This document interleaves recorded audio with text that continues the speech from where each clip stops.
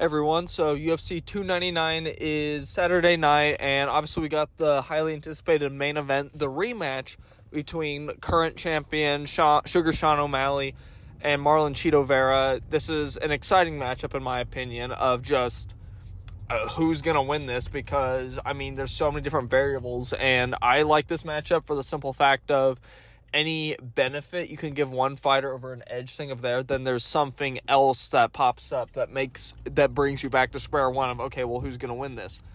And I love that in fights. I like that better than this being like a clear cut, this is who's going to win, because it makes me think about it way more, makes it more anticipated. It's so much more fun. It's a lot more stressful for picking the fight. I'm pretty stressed about this fight. One, just because I am a huge Marlon Vera fan. He's one of my favorite MMA personalities, and I just have a lot to think about this. But I never try to pick who I like better as the winner. It might make me a bit more biased towards them at certain points of that, but I try my best to look at this logistically, because that's all you really can do, and there's going to be a little bit of bias. Everyone has it. I have it for some fighters here and there. Marlon Vera is one of those for me. And the big problem I had with Marlon Vera originally is the dude's is a slow starter. And Sean O'Malley has looked pretty impressive in his last couple fights here and there. The big issue I have right now is, can Marlon Vera actually win? He needs to be able to hit Sean O'Malley, and the second, he needs to start strong. Like, he can't do what he does with these other guys and hope for the finish. I do think there's a chance it's gonna happen, because Sean O'Malley, I don't really trust his durability the same as I would trust that for like a Corey Sandhagen, who managed to take bombs from Peter Yan. He can take all that stuff of it. And everyone's like, oh yeah, Corey Sandhagen wiped the floor with Marlon Vera.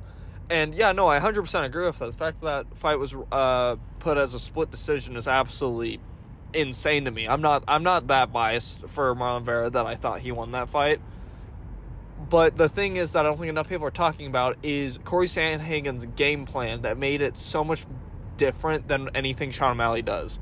Now, I'm not saying Corey Sandhagen's better than Sean O'Malley. I'm not saying Sean O'Malley's better than Corey Sandhagen. That's not what it's about, but it's the game plan. Corey Sandhagen basically never let Marlon Vera really start, and not in the same way that like Rob would do it, but basically he always put in his mind of, hey, no matter where you're going, I'm going to take you somewhere else. So, like, takedowns, first couple rounds, he was going crazy with the takedowns, basically keeping Marlon Vera from really strategizing in there, like, kind of gaining that rhythm, that momentum build up. He'd do that. He then would outstrike Marlon Vera in the third round, because Corey Sandhagen, phenomenal striker, understands it beyond most fighters in that division, and it's just crazy to hear him talk about this stuff. And then he'd go for a takedown again, just to remind Marlon Vera that, like, I'm taking you out of that comfort zone. But Sean O'Malley also good that when everyone's talking about Sean O'Malley needs to go for these takedowns, and like, oh, Corey Sandhagen took him down. Corey Sandhagen also took down Rob Font with basically one arm because of his bicep tear. So I don't think you can really give a lot of credence to that. Yeah, Frankie Edgar also took him down. Frankie Edgar is also an amazing wrestler. Yeah, he was an old man of that, but still a good wrestler, still phenomenal of that stuff. And for Dominic Cruz, yeah, he got him with surprise takedowns, because Dominic Cruz, you almost never really realize when he's going to go for a takedown, so it's harder to do. But as Marlon Vera got into the fight, he got used to it. I don't think Sean O'Malley is good enough to be going in for these takedowns and waste his energy like that, which will, I think, get him finished. So, like, everybody talking about that, I don't think that's a smart idea. But the reason I'm going to say this, I'm leaning towards Marlon Vera to win this fight. And there's multiple reasons. And I was going to pick Sean O'Malley. I really did. I really was. But there's so many factors. One, it's mindset. Marlon Vera has, I was going to say, an entire country. He basically has everyone on his side. It's really only like these 12-year-olds and people who don't understand that Sean O'Malley is not a pay-per-view draw. Look at the numbers he does on interviews of that. He literally is getting matched by Sean Strickland's post-fight interview, when Sean O'Malley's literally also has the fucking fight in it. That's insane to me of that. They are literally stacking this entire card to make it better than 300 just so Sean O'Malley can get more pay-per-view buys. That's how desperate they need this guy to sell pay-per-view. So I'm like, yeah, see, he's a star. He did this, he did that. See, he's not, he doesn't have a paper towel personality where it's literally just horrible. Sean O'Malley, I watched the press conference. Sean O'Malley, he looks nervous at certain points of that, and he's acting more animated than he has ever done before. Even more than the Aljo fight, than the Petr Yan fight. Those two fights were super stressful. This is a fight that everyone's saying that he's supposed to win this. Sean O'Malley's saying he's going to knock him out. He's going like crazy with that. He's stumbling over his words. He's animated with that, which some people are like, see, he's trying to sell himself here. And I'm like, no, because he's never done this before. Why would this be like, it's like Volkanovski wearing the old man outfit. He's never done that before. He's obviously nervous. No, I don't think that's not the only reason I'm picking him. The fighter has to have some crazy like finishing instinct for me to pick them in a fight where the other guy is so much more technically, for the simple fact of one of them has to be perfect for almost all of the fight while the other one just needs one moment. And time again, we have seen Marlon Vera be able to do this. And yeah, there's obviously fights he hasn't been able to do that, like the fights he's lost. Corey Sandhagen fight comes to mind, but it's also different in all these circumstances. And I just think at certain point, Marlon Vera is going to be able to catch Sean O'Malley with something or just drop him, do damage to him. I think Marlon Vera, and he's even talked about this before, needs to go in for those leg kicks because that's part of Sean O'Malley's best weapons. This is that footwork, that movement. Sean O'Malley has some of the best footwork, kicking game. You need to slow it down, and obviously Sean O'Malley, he always has those foot wraps. He's susceptible to damage from that. I mean, the amount of injuries he's had to his foot, to his knee, all that stuff. It's in the back of his mind of, like, that's the only reason that Marlon Vera won the first fight. And people also ignore that Marlon Vera actually KO'd him. Like, he actually knocked him out for a second there, and then kept going in with strikes there, which put him back awake, basically. Like, I think he knows in the back of his mind of how much he has to live up to right now. This is the guy that has his O, that took his O, and no matter how much he wants to deny it, that is on his record. And I know they're like, oh, perennial nerve kick. It was a leg kick. Okay, does that mean it's just all these other fights that get like these leg kick KOs or do all this damage? That he goes, well, it's just a leg kick. It's just a leg kick. It's a tool he used and it worked perfectly. Now, would that happen 9 out of 10 times? No, but it happened that one time, which is the reality that we're in. We can't just be like, well, that's not going to happen any of the other times. And I think Marlon Vera, just his confidence and his composure, because he's acting the same as this, and he literally he acts and looks like he does not feel any of the pressure of this entire country and territories behind him. Miami, the crowd were loving him. That was one of the loudest press conference crowds I've ever seen. They could not give a single fuck about Sean O'Malley. And he's also, Sean O'Malley, he's like talking about all these other fights he wants to do here and there. Like, oh, I'm going to box Ryan Garcia. I'm going to move up and fight Ilia Topuria.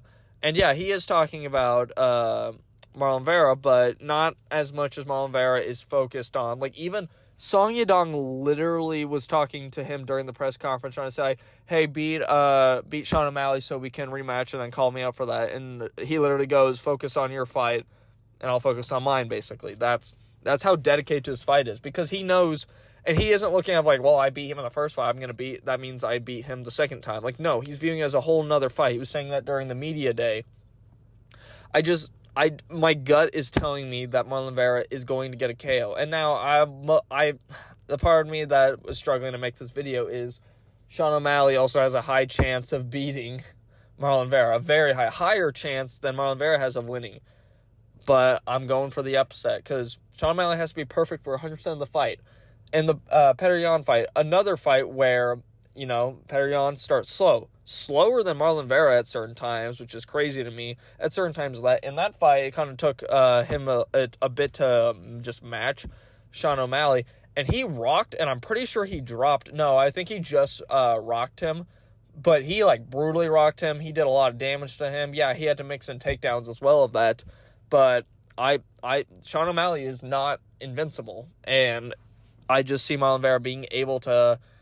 I think Marlon Vera hits harder than Petr Yan. I don't think he's better than Petr Yan. I think Petr Yan's a lot better than both of these guys. well, I can't say a lot better, seeing how close his fight with Sean O'Malley is.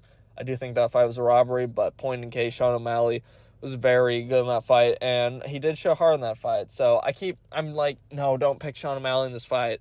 And I'm trying to find some reason to change this pick so I can go with the safe one, because everyone's picking Sean O'Malley.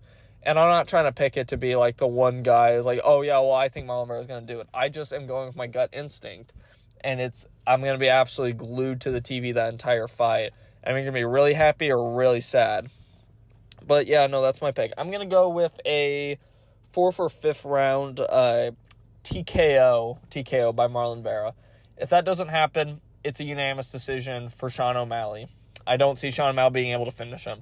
I can't see it. Marlon Vera has taken everything from all of these guys. Barely does not get rocked. Barely shows any damage of this. It's insane how durable this dude is. How defensively aware he is of like tucking his chin, making sure things bounce off of his dome. And Sean O'Malley throws a lot of punches. If he keeps doing that, it might break his hands. Because you never know. I'm just trying to find any reason to pick Marlon Vera, but I'm gonna pick him for this fight. I think I've basically said everything. I'm going to keep talking in circles if I keep going. But Marlon Vera, 4th or 5th round, TKO. If not, unanimous decision for Sean O'Malley. I am going to be excited for this fight. I don't think it's going to be this back-and-forth war that some people are talking about. I think this fight might actually be kind of boring or one-sided for most of it or all of it. You get the idea, but that's my pick for the main event of UFC 299. Exciting fight. This card is amazing. I'm also I can say the other picks. I think Benoit Saint Denis wins either 3rd round TKO or KO or a unanimous decision. I can't see this being as one-sided that like Lucas Tracy would say for this, because Benoit, he does leave himself open for that. He is the definition on the stat books. He is take one to give one, which, I mean, he's got a granite chin, tough dude, but I can't see this being a walk in the park for him, but it might be. I see Michael Venom Page actually being able to beat Kevin Holland. I originally was going to pick Kevin Holland because Michael Venom Page does not have that good of a resume. He has a lot of cans. He was a Bellator can crusher. He did not even fight a lot of the top guys there. Yeah, I think he beat Johnny Eblen, but it's Johnny Eblen. Wait, no, not Johnny Eblen. Oh my God, I forgot the name. The guy who was the interim champion of that. He beat Douglas Lima by split decision in a pretty. I don't even remember. I'm pretty sure I had Douglas Lima winning that fight, but I have to rewatch it. That one Japanese dude that broke his leg in that fight. That's basically it for his like top level guy. Other than that, he's lost. But Kevin Holland basically does himself in by basically sacrificing his entire array of abilities just to give himself like this mental crutch. Stephen Thompson, what was his fuck? What's his fuck? Jack Della Maddalena. He literally, all the excuses, all of the stuff trying to avoid accountability of like, oh, if I would have done this, I would have won the fight. Like, I think he's not going to try and take down Michael Venom Page. And Michael Venom Page is wild enough, or he has got a lot of flashy techniques and good traditional striking to basically be like a Stephen Thompson beat him. And if Michael Venom Page beats Kevin Holland, I think it's going to be my unanimous decision, and he's going to call it Stephen Thompson. That's a fire fight. I would love to see that.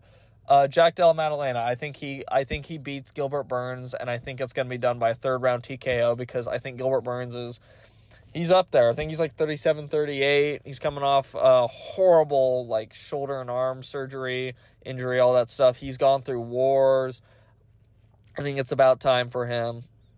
I'm trying to think what else.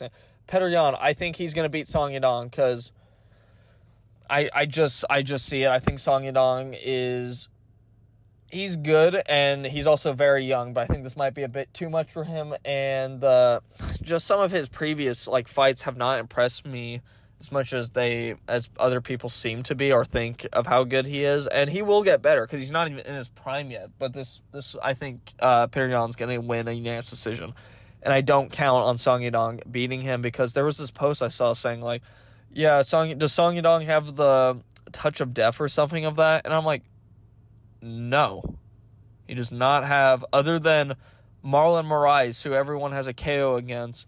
He does not have really any good finishes in the top 15 besides maybe Ricky Simone, and even then, I mean, Ricky Simone's on a skid right now and isn't doing too good right now. So that how much weight can you put on that? So I just don't see Song Yadong being able to beat Petr Yan. And yes, if Petr Yan loses again, I'm probably gonna just stop watching the UFC. I think Jailton Almeida, he might actually TKO Curtis Blades, because Curtis Blades is so chinny, has probably one of the worst chins in that weight class. And if not, I think he can actually submit Curtis Blades, because, everyone's talking about Curtis Blades, probably one of the best grapplers in that division. Who else really is in that division to really challenge him besides Jailton Almeida? Jailton Almeida has a better submission game than Curtis Blades. I think we all say that, so... Those are my picks. I'm really excited for this card. Obviously, main event is the one I'm the most excited for, but it's going to be crazy. All right, I've talked long enough. Bye.